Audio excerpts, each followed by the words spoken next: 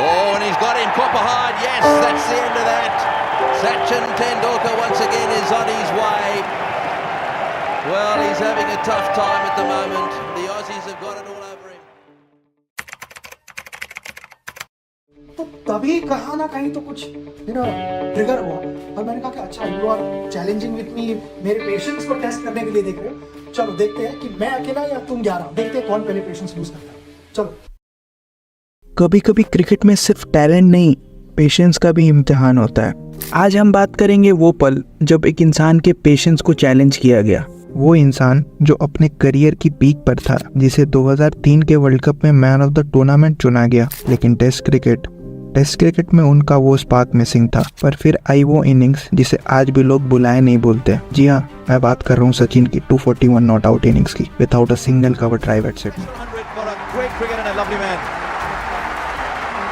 Oh, I have no idea how much this means to him. But a quiet man has answered his detractors with a bat. 2003 का world cup Sachin के लिए बहुत बेहतरीन गुजरा। World cup जैसे बड़े event में सचिन ने दुनिया को फिर दिखाया कि लोग उन्हें ऐसे ही ग्रेटेस्ट नहीं कहते। पूरे टूर्नामेंट में उन्होंने 673 रन्स बनाए और उनके कंट्रीब्यूशन की वजह से इंडिया फाइनल तक पहुंची। पर टेस्ट क्रिकेट, वहां स्टोरी थोड़ी अलग थी। 2003 में सचिन ने 2 टेस्ट खेले थे, जिसकी 4 इनिंग्स में उन्होंने सिर्फ 71 रन स्कोर किए विथ 150। ऐसे में इंडिया ऑस्ट्रेलिया टूर कर रही थी फॉर बॉर्डर गवास्कर ट्रॉफी। 2003-04 की बॉर्डर गवास्कर ट्रॉफी ऑस्ट्रेलिया के पॉइंट ऑफ व्यू से बहुत इंपॉर्टेंट थी, क्योंकि स्टीव वो अपनी आखिरी सीरीज खेल रहे थे एज अ प्लेयर। ये सीरीज बहुत एपिक थी। फर्स्ट टेस्ट ब्रिस्बेन में खेला गया और सचिन को एक बार फिर गलत आउट दिया गया, thanks to Steve Bucknor. That's a dreadful decision. That is a dreadful decision. Sachin first innings में डक पर आउट हुए और सेकंड इनिंग्स में उन्हें बैटिंग करने का चांस नहीं मिला। ये टेस्ट आखिर में ड्रॉ हुआ। सेकेंड टेस्ट एडिलेड में खेला गया, जिसमें राहुल द्रविड़ और वीवीएस लक्ष्मण ने 303 रन की एक हिस्टोरिक पार्टनरशिप बनाई। राहुल द्रविड़ ने डबल 100 स्कोर किया और इंडिया ने ऑस्ट्रेलिया को एडिलेड में हरा दिया। लेकिन सचिन एक बार फिर टीम के लिए ज्यादा कुछ नहीं कर पाया। सबको लग रहा था शायद मेलबर्न सचिन के लिए वो जगह हो सकती है कमबैक के लिए, बट ऐसा नहीं हुआ। वो बॉक्सिंग डे टेस्ट मैच में पहली बॉल पर आउट हुए। सेकेंड इनिंग्स में उन्होंने 44 रन स्कोर किए, जो उनका सीरीज का हाईएस्ट स्कोर था। सचिन इस इनिंग्स में कॉन्फिडेंट दिख रहे थे, लेकिन जब वो 44 के स्कोर पर पहुंचे, उन्होंने एक वाइड डिलीवरी को ड्राइव करना चाहा और विलियम्स की बॉल पर कॉट बिहाइंड हो गए। ऑस्ट्रेलिया ने मेलबर्न में कमबैक किया और सीरीज को 1-1 से लेवल कर दिया। अब सिडनी का फाइनल टेस्ट एक डिसाइडर था। लेकिन इन सब कहानी के बीच में एक कहानी और चल रही थी, सचिन की पर्सनल स्ट्रगल। उन्होंने पिछले 3 टेस्ट में सिर्फ 88 रन बनाए थे और इस दौरान वो 2 बार डक पर भी आउट हुए।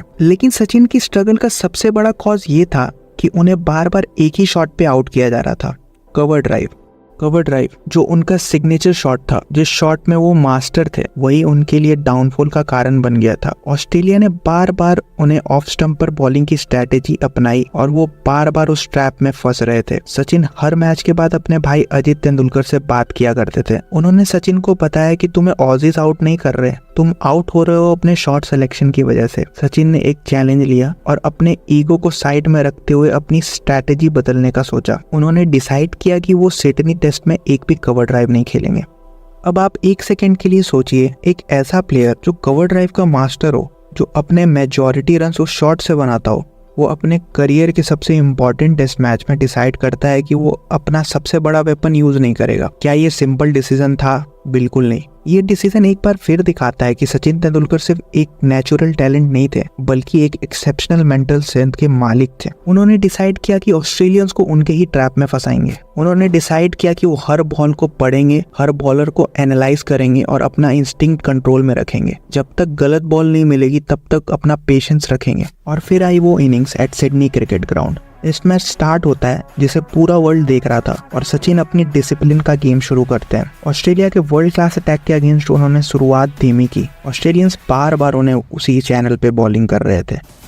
मगर मैं जैसे ही जाके ग्राउंड पे खड़ा हुआ और मैंने देखा कि Australians are trying to play with my patience और वो सारे गेंद बाहर डाले जा रहे हैं, लेकिन सचिन भी इस बार रेडी थे। जब वो क्रीज पे आए, उन्होंने अपना नेचुरल एग्रेसिव इंस्टिंक्ट्स को रोका और थोड़ा वक्त सेटल होने में लगाया। पहली कुछ डिलीवरीज के बाद जब ब्रेटली ने एक स्लाइटली ओवर पिच्ड बॉल डाली, तब तेंदुलकर ने अपना ट्रेडमार्क स्ट्रेट ड्राइव लगाया, जो परफेक्टली टाइम्ड था और बाउंड्री के पार गया। ये शॉट उनके लिए शॉट एक कॉन्फिडेंस बूस्टर था। धीरे धीरे उन्होंने अपना फ्लो वापस पाया। और फिर क्या जेसन गिलिस्पी, क्या नाथन ब्रैकन और क्या ही ब्रेट ली, उन्होंने हर बॉलर को इतना मारा कि वो एक टाइम के लिए बॉलिंग करना भूल गए।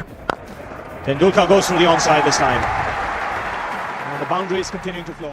उन्होंने हर बॉलर को सिस्टमैटिकली टैकल किया। उन्होंने हर शॉट बहुत कैलकुलेटेड तरीके से मारा। इस इनिंग्स में कवर ड्राइव जैसे शॉट बिल्कुल अवॉइड किए जो पिछले मैचेस में उनके डाउनफॉल का कारण बने थे। उन्होंने अपनी इनिंग्स को बिल्ड करने के लिए पेशेंस और डिसिप्लिन दिखाया। तेंदुलकर का फ्लिक शॉट उनका फेवरेट शॉट था इस इनिंग्स में। जैसे जैसे इनिंग्स आगे बढ़ती गई, तेंदुलकर ने अपने डिसिप्लिन को और ज्यादा टाइटन किया और उन्होंने ग्राउंड पे अपनी शॉट सिलेक्शन को मैक्सिमाइज किया। इस इनिंग्स में उन्होंने सिर्फ बाउंड्री नहीं लगाई बल्कि सिंगल्स और ट्रबल के थ्रू भी प्रेशर को मेंटेन किया और उन्होंने 436 बॉल्स का सामना किया और इस पूरे टाइम में उन्होंने एक भी कवर ड्राइव नहीं खेली। 241 not out. 100 for Sachin Tendulkar. His third in Test match cricket. And look at the delight. It's been a magnificent innings.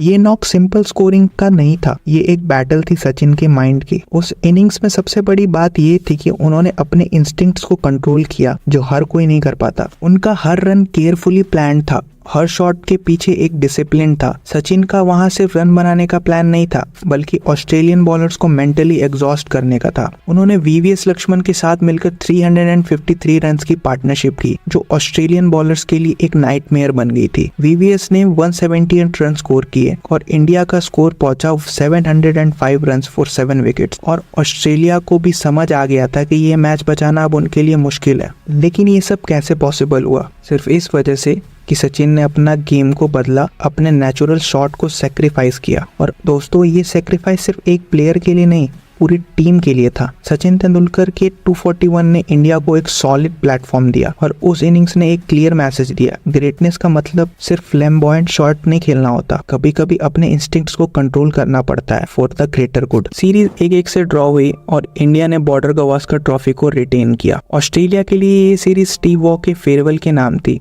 लेकिन सच कहा जाए तो उनका फेयरवेल सिडनी में सचिन तेंदुलकर के शानदार परफॉर्मेंस के सामने ओवरशैडो हो गया। आज भी जब हम सिडनी टेस्ट के बारे में बात करते हैं तो सिर्फ एक चीज याद आती है, सचिन का 241 बिना एक भी कवर ड्राइव के। ये सिर्फ एक इनिंग्स नहीं थी, ये एक लेसन था। क्रिकेट सिर्फ टेक्निक का नहीं, मेंटल गेम का भी होता है। आपको क्या लगता है? अपने थॉट्स कमेंट्स में जरूर शेयर करें और सचिन की कोई फेवरेट इनिंग्स कमेंट जरूर करें। अगर आपको ये वीडियो पसंद आई तो लाइक करें और चैनल को सब्सक्राइब करें for more such epic cricket stories.